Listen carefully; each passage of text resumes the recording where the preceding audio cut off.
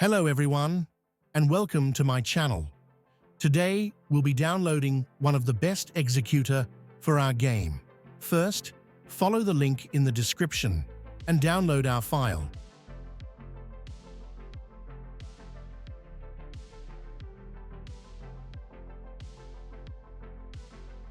After downloading, we need to unzip it. We can do this using the password 8866. After that, open the folder that appears with the file and run the installer.